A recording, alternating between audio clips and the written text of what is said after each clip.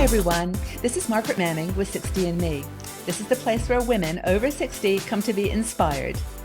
My guest today is Dr. Margaret Rutherford. Dr. Margaret is a clinical psychologist and she specializes in anxiety and depression.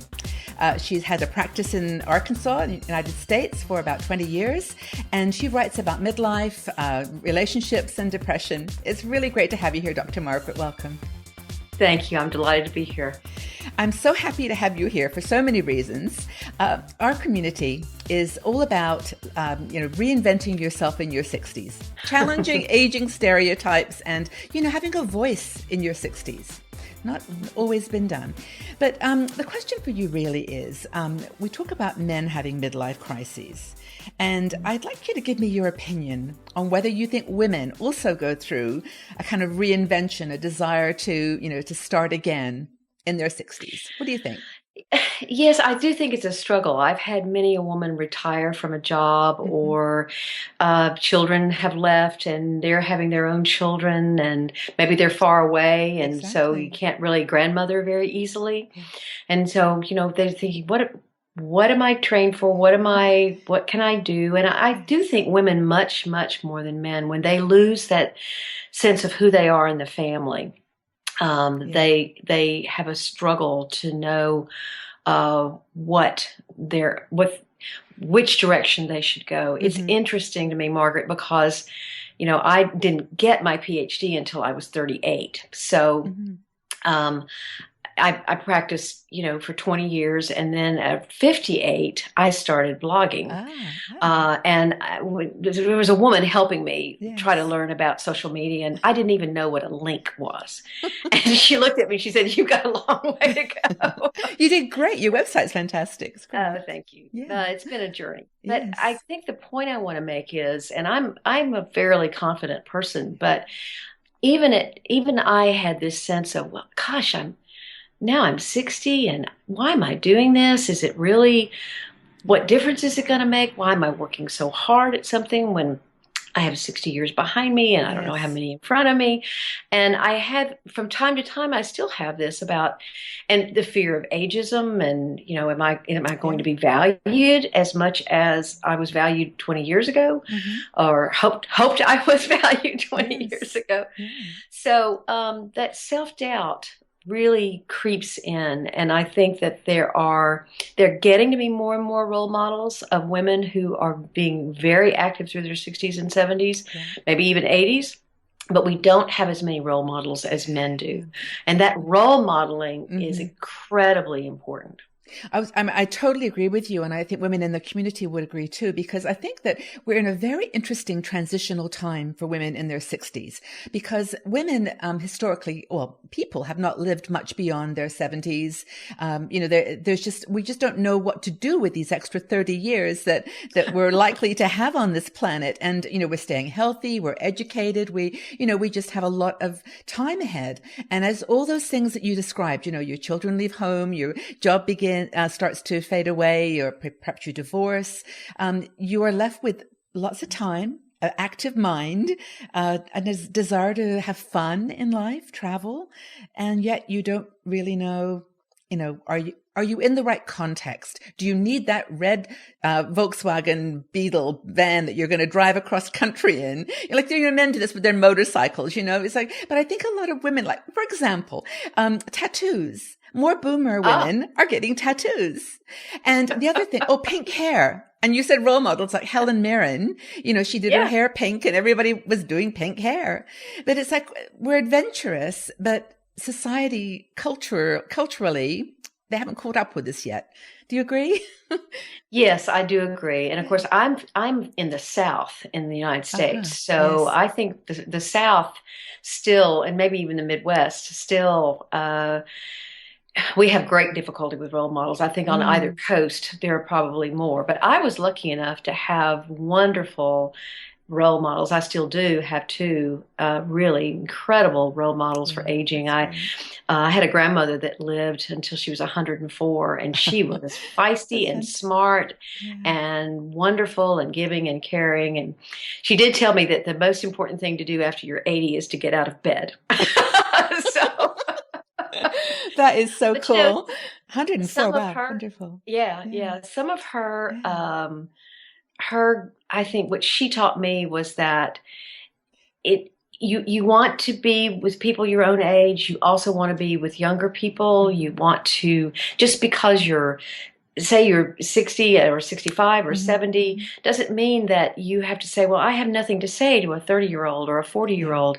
It's this, if those are the people that may, especially if you don't have a lot of people who are your age that are trying to do what you're doing, those are Mm-hmm. the people that are going to look at you and go, Yeah. wow, you are so cool. Yeah.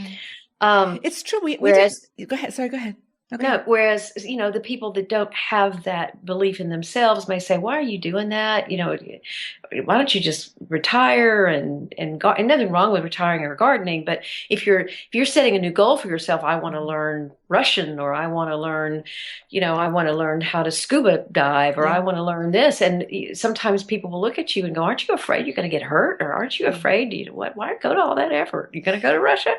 And it's like, well, yeah, I'm going to try to go Yeah. to Russia. I know. I think So that's really true. And I think this starts in your 30s and 40s. I mean, especially young women who are really afraid of aging. I think the anti-aging movement all starts in the 40s, not the 60s. We all know there's no point. It's like, there's no cream that's going to help. But in the 30s and 40s, they kind of look to the older women sometimes to say, oh, wow, that's what 60 looks like. I am okay with that. I can see that woman learning new things, like you said, or trying, adventurous travel.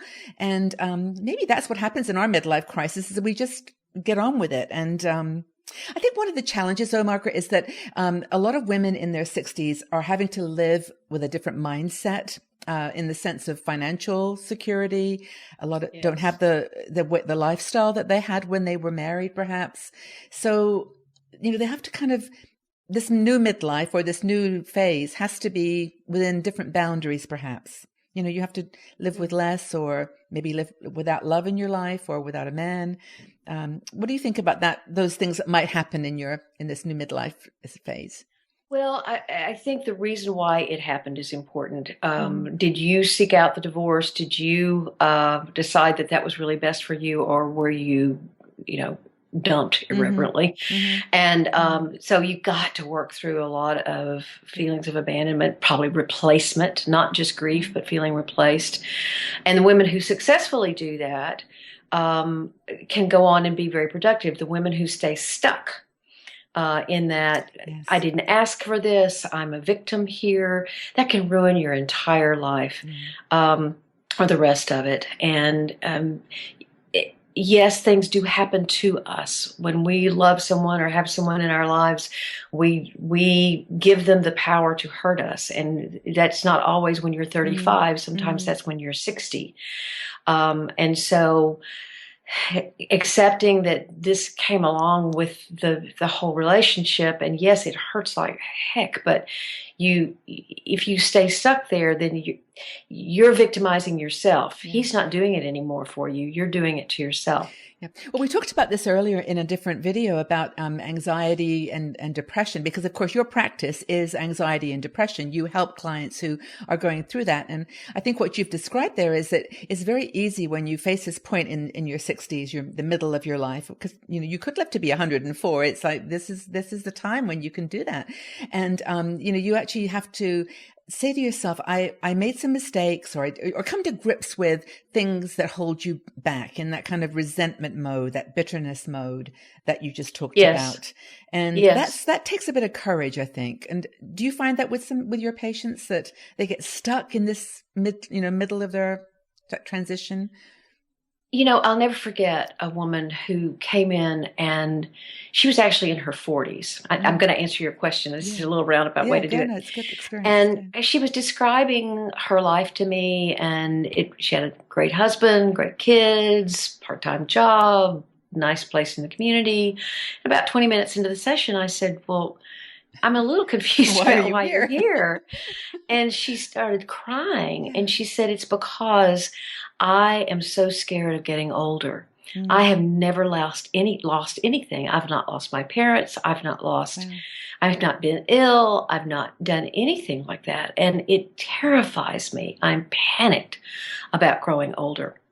And so what I did with her was to actually, we went back, and she had some loss, just nothing, but she had some more skills than she recognized. Yes. But we also worked on trying to stay in the present.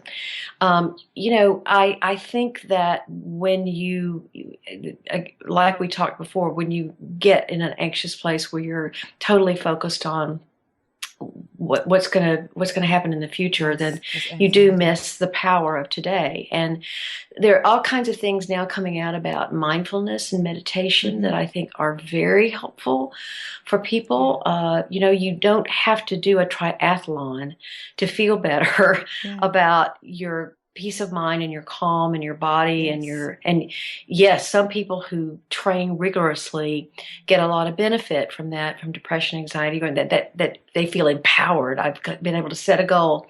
But you can go to a community yoga class, or you can begin to try to meditate for 5 minutes. You can try to quiet and calm yourself that way.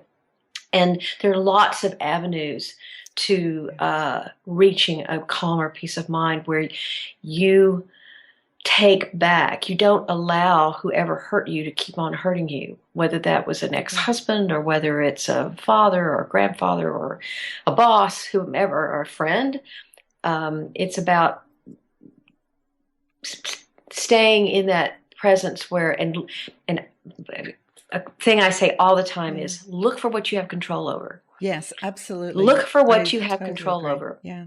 And if you can say, well, I don't have control of anything. Yes, you do. You have control of when you swallow. You have control of what you eat. Yes. You have control of your choices. What color lipstick you wear today. Yes. You do have choices. Yeah. Another thing that's another exercise that I give people who are really stuck, and they'll say, I can't change. I'm too old to change. I can't change.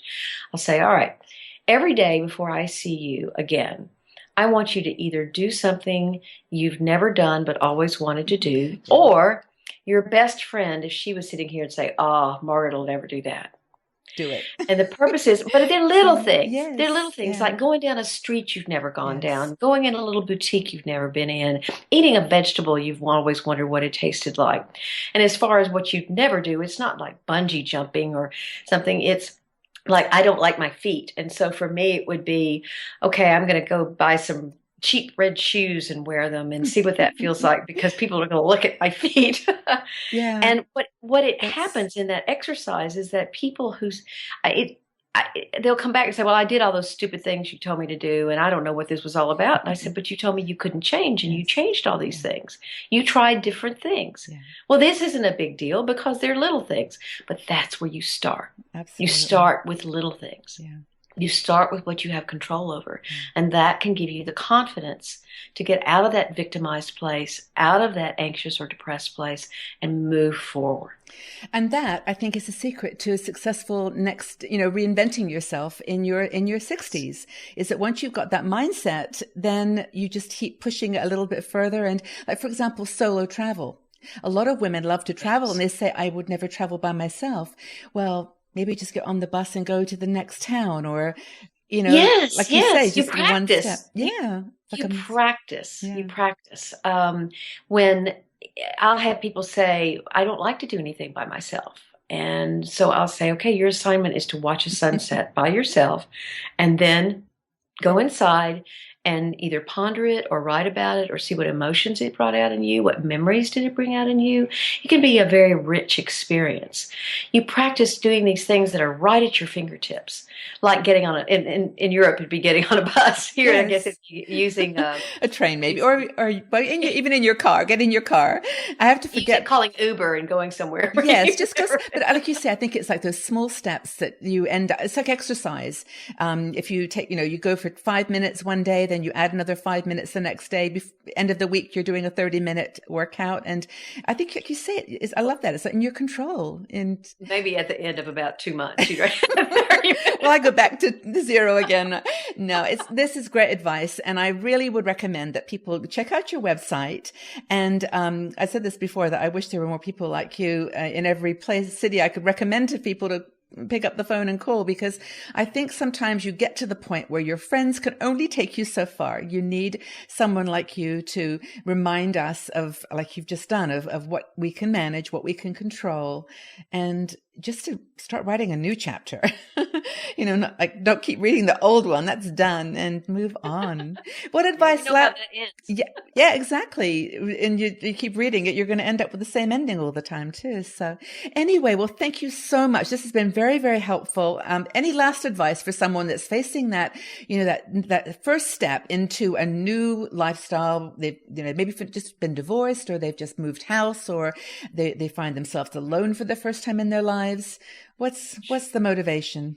Usually when people are going to set a goal and they'll say, okay, this is something I want to change. It's what we've been talking about, but it's such a common error. They'll say, okay, I'm going to clean out the garage. Well, that can take days. Months. And so months. You see my garage.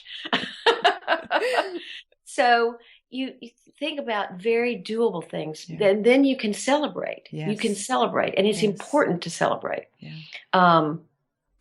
Because at that point, if you're alone, you have to be your own cheerleader. Your friends can be, as you said a few minutes ago, your friends can do that to a certain extent. But you acknowledging, wow, I am changing, I'm risking, I am finding the courage to do that.